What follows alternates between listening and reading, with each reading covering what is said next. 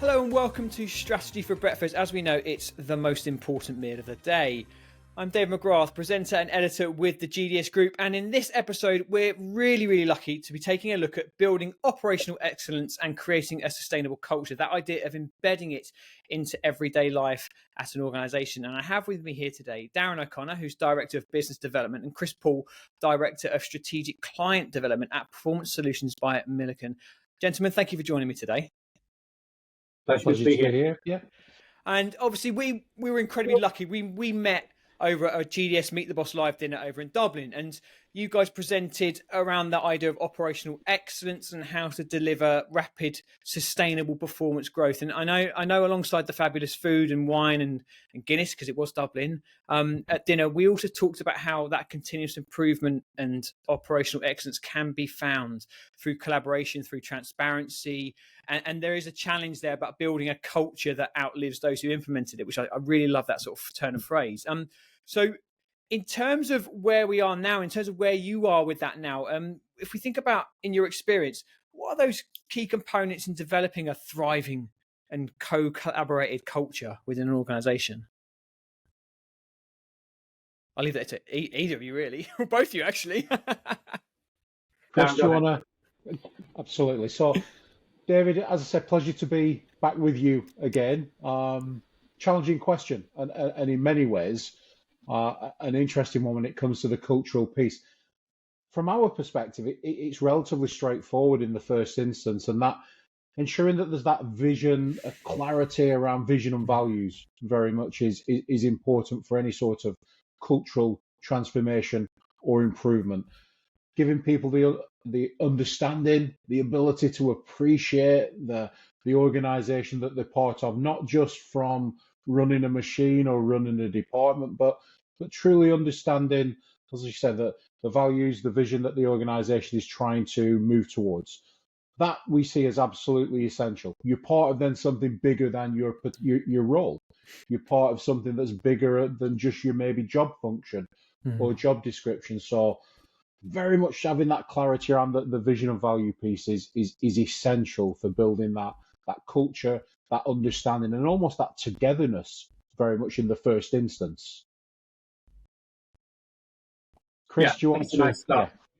I think just to add to that, something I saw recently actually, which resonated really nicely, is that when it comes to communicating the intent that you have for the organisation, how your team can support that. Very often people talk about change and being ready for change, and change being, relentless, and we have to move, otherwise we die, and so on and so on and so on. But actually, there are some aspects of business which won't be any different in 10 years' time.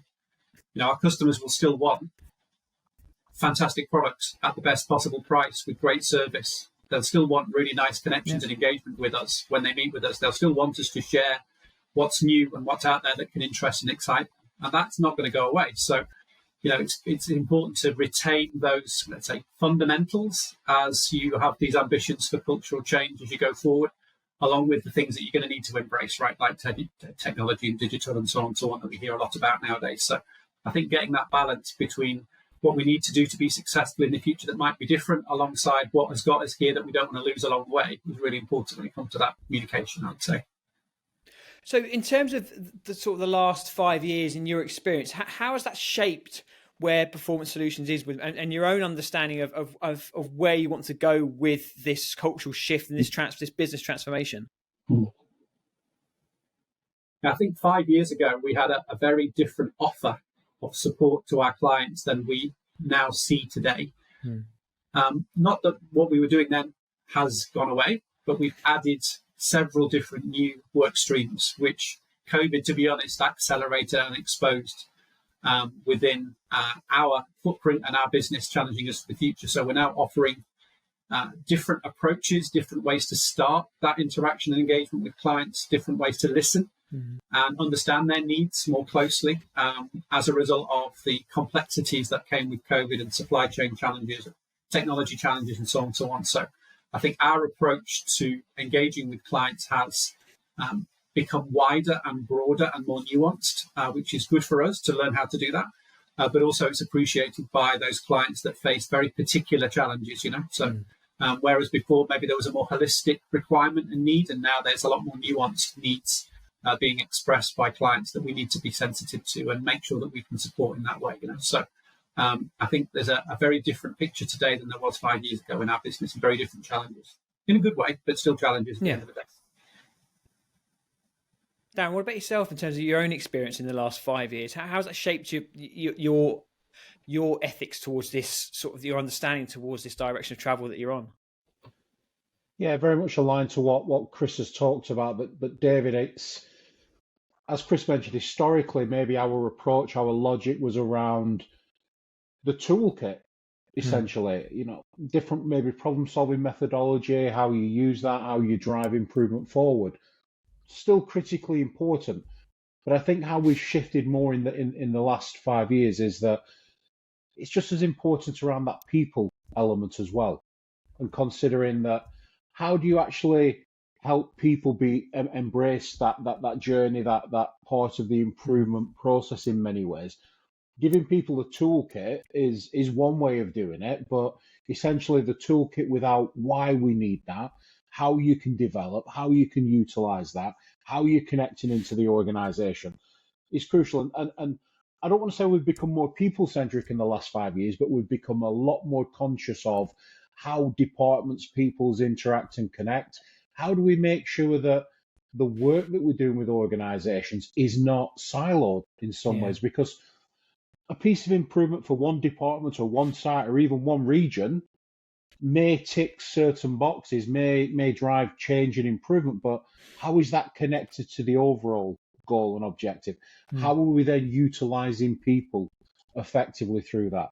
How are we making sure that the leadership is inclusive and ensuring that they're changing their behaviors, they're changing their approach to improvement and to culture as well? So in many ways, that we always operated that way, but as Chris said, that the last 5 years and certainly post-COVID, I think has sharpened our focus on that a lot more. That results aren't just about process and performance; results are actually people-driven as well, and concentrating on that growth, people's opportunity to move forward and improve, crucial part. And I feel that that's where we've, and myself especially, has changed that focus a little bit in the last 5 years.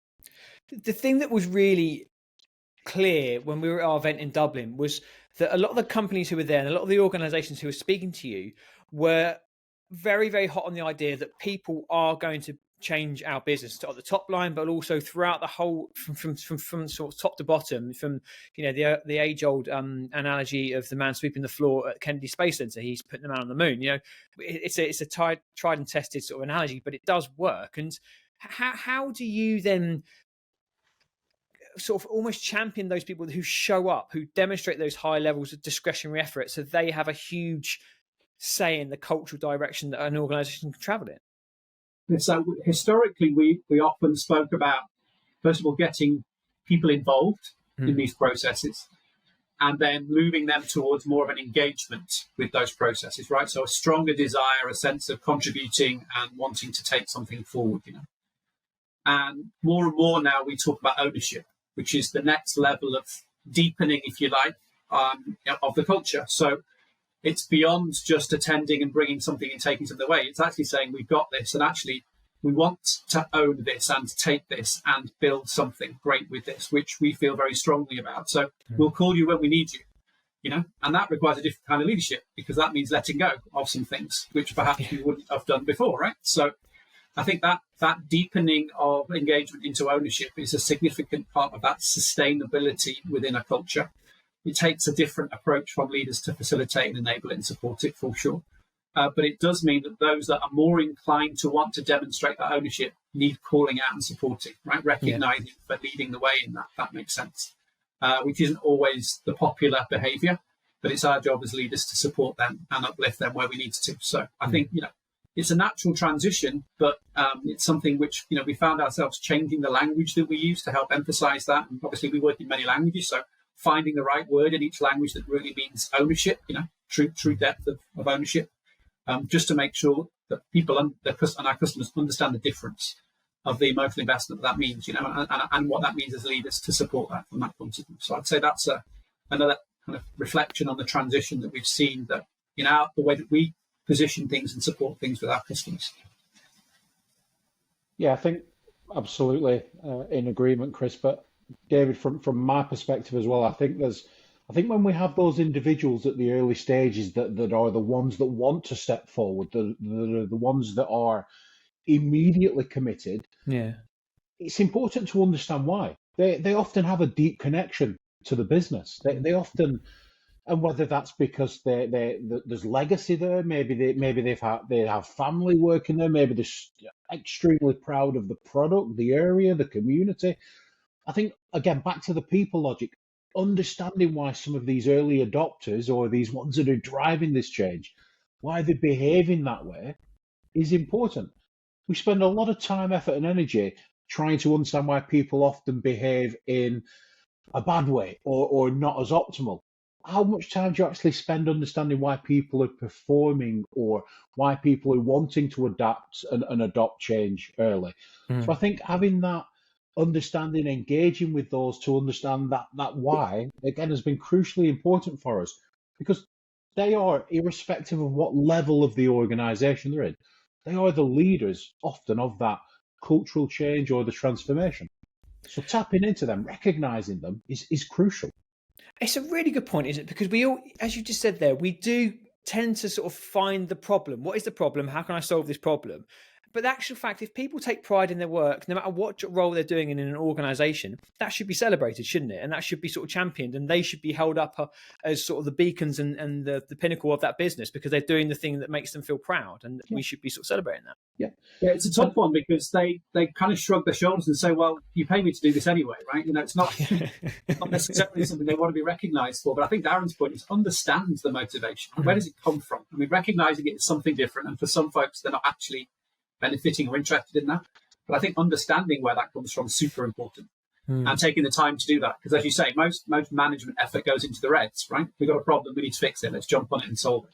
As opposed to, why are things going well? Why are things not needing to change, right? As I said to you before about, what's not going to be any different in 10 years' time? So how do we keep doing those brilliant things?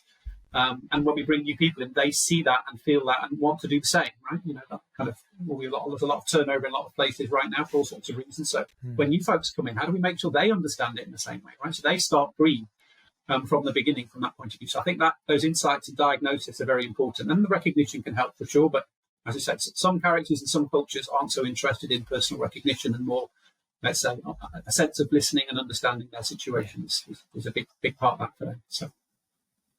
Is that how we overcome? Is that how you've seen you can overcome those barriers to incremental change then? Is that how you get the message right? By showing people that you actually want to know why they're doing a good job and what motivates them? Yeah, David, I think that's a huge part of it. So getting to know people at that level, understanding what motivates them, understanding what inspires them, whether that's the CEO, whether that with respect is the janitor or the cleaner, as you mentioned earlier. They all have a vested interest in the business being successful. So understanding some of those drivers and motivators, I think, are absolutely crucial. The other thing that I think is significantly important, certainly at the early stages of trying to drive change, improvement, is that celebration and recognition of small wins. We see it a lot, and a lot of organizations we work with, well, we do continuous improvement, we do operational excellence already. Okay. How has that worked out for you? Well, there was a huge fanfare 2 years ago, and we were told about how everything will change. And 2 years later, we don't really hear much about it anymore. It's not because it's gone away. It's often because there's a lot of things to work on, and a lot of things are going on behind the scenes. So have your 2, 5, 10-year roadmap? Absolutely. But celebrate your wins as you go along. Communicate the successes that it's bringing. Ensure that you're engaging with people and giving them the updates and the information that's needed. But that recognition of small wins is a crucial ingredient as well. Is that how we get that message right then? Because like you said there, Darren, so many times in organisations, I used to be a teacher in schools, people come in and have a fanfare of change, and then it does sort of fall away because cognitive load is increased on those workers because there's so much going on. How have you seen organisations get the message right? I think keeping it simple, keeping it numerically driven. Again, I don't know there's a perfect answer dependent on culture and organisation, but if you keep that message simple, are we winning or losing? Are we green or red? Mm. What are those key metrics that we're measuring that show if the business is succeeding or not? So again, keeping it simple, keeping it numerical. If you can, keep it personal as well. So what is your contribution that you're making that is delivering that result? I think they're all exceptionally important factors, and certainly are exceptionally important when we're working with different organizations and clients. Numbers, clarity, but also what the part that you're playing, and so that you're feeling that personal recognition for the achievements as well. And then I think the last part I'd add to that would be, the best recognition is consistent, right? So you're treating folks fairly. And for example, most organizations, are health and safety focused, right, in what they do. And they want to make sure that that's the first thing on our agenda, right, is what you'll hear. And very often you'll find safety messages or safety moments will start shifts, will start days, will start meetings, for example. A nice consideration is to put recognition in as a piece of standard work inside of your key reviews, right? Whether it's the once a shift, the once a week, the once a month. But it's something that sometimes we can forget because we're too busy doing things, executing things, right? But if it's part of the agenda to actually take a pause and say, well, what went really well last week that we want to take a moment to say that was great, calling out the greens, if you like, and just make a moment for that and make it a reflection which everybody has to think about in the same way they would if you were going to challenge them with bringing a safety message or, whatever else it might be. So I think finding ways to build that into your rhythm of running the business, that ways of working, if you like, standard work as we call it, can also help because it makes it feel like it's part of the furniture, right? We always do it. It's part of what we do here because it's in those key meeting agendas. We want to make sure we don't overlook that. So let's do a better job of that. Hold ourselves to account for that. And that's a nice phrase, Chris. It's just what we do here. That's kind of a nice colloquial phrase that actually means so much because if it's just what we do here, it becomes part of the DNA. It becomes part of the structure. And then those, like you said earlier on, those new people who come in don't know any different. They just know what we do here, and what we do here is this. I was talking to a new potential client and also a colleague who's just come from another company in the last couple of days. And two completely separate conversations, but we ended up in the same place, which is neither organization called out good things. And that's one of the reasons why I moved. And that's one of the reasons why we need help, because we don't know how to do it as a standard, if you like, as a standard kind of discipline. We're too busy moving to realize we need to stop sometimes and reflect and say thanks as we go, and that's something which we need help to build into the way that we work, because it's not a natural behavior for us right now. And anybody new coming into our business will see it's not a natural behavior. So we need to work on that, as leaders. So fascinating, two completely separate industries, two different situations, but we ended up discussing the same point, funnily enough. So interesting, huh? It is, and I'm guessing it's not. It'll be a common trope across many organisations of people moving, within those organisations, because that's what happens. I suppose it's quite brave of some people to sort of highlight that it's, to sort of not speak out as something, but to sort of share their experiences, so you can help build a culture based on someone's negative experience, can't you, as well? Sometimes it's management of the energy that goes into improving something. So we have change management processes and steps that we follow and so on, and even projects that need to follow certain methodology steps. And very often the team can run out of energy before it gets to the end, So in the case of reducing a loss or improving something, they don't have the energy left to sustain the new way of working, for example. When it comes to change, the last step is usually reinforcement and recognition, but you need to have maintained and kept some energy back to keep doing that, if that makes sense. But we put all the energy into finding the problem and solving the problem, all the energy into the promotion and kicking things off. And then, as you said, when you were reflecting before, 2 years later, we don't see it anymore. We didn't hear about it anymore. And we didn't manage the energy throughout that process more evenly. So there was always some left to make sure we didn't forget to say thanks as we went, It's a great point. It should be part of their working day almost. I can't believe that time has absolutely raced by, because I still want to ask you that one final question, which is about the core message you leave with an organisation when you do leave. So when you've helped and supported, what are those core messages that you're leaving them with? I know it might be bespoke to each industry, but is there something consistent that you always leave them sort of to take away?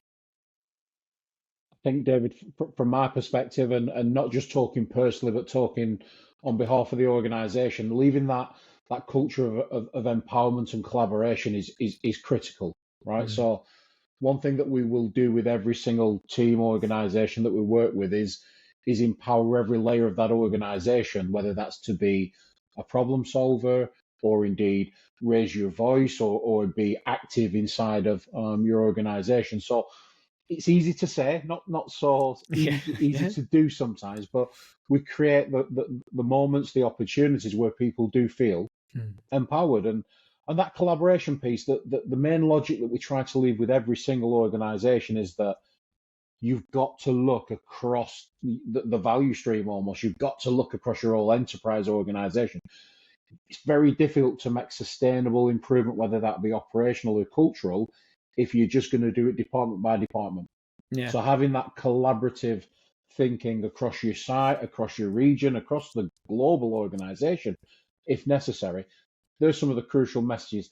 Aside from the results and the project delivery and the improvements we make, keeping consistent to some of those basic, more human-related situations are very, very important. Chris, what about yourself? Yeah. Yeah, one more to add, I guess. It's interesting how often organizations, after a workshop that we've run with them, will say, it's amazing how much we understand about each other when we just stop for a little while and actually reflect and explore and chat and then prioritize some things. And we just don't do it as a habit. We're so, back to what we said before, we're so busy doing things that we forget to stop and reflect and partly recognize, but also reflect. So I think when they have enjoyed the work we've done with them and they want to keep it going, is to ask them to preserve those moments of reflection, right? Because they are highly valuable. They don't take up a lot of time. They don't cost a lot of money, but a lot of good comes from them. So making sure that they set aside time to do that on a certain frequency and don't crash those events with other stuff, right? Because they're always hugely valuable as a team to spend that time together. And, it's fellowship at the end of the day, right? You're sharing the details of what you do with each other and you're getting to know each other better and bonding and becoming more aligned and so on and so on. So I think preserving those moments of reflection throughout their calendar year, as well as all the stuff that gets done, the tactical, technical stuff, is something which a lot of teams, forget that we did with them, but actually really appreciate. So if they can continue that, they'll probably do a better job of sustaining things in the future, I would say. That's fantastic. It's a lovely message to leave on that. So that being able to reflect upon what's gone well and what needs to improve with your teams, it's almost like an aligned autonomy is a really nice a nice mandate to leave a company with, because they know that there's something that, like you said there, it's not going to cost them too much. It's time, but it's time that's well spent, isn't it? Absolutely. Darren, Chris, I can't thank you enough for this. I'm a huge proponent of what you're doing in terms of your own outlook on how you can improve and make sustainable improvements. I think it's great, and I know that it's going to help a lot of organizations and a lot of people, and then hopefully that will then sort of disseminate out through osmosis into other organizations as well, which is what we want. We want, we tread the same floorboards as these people every day, day in, day out, don't we? So we want to make sure they're the right people with us as well. So thank you so much for joining me today. I do really appreciate it. Thank you very much, David. Pleasure. Thanks for having me.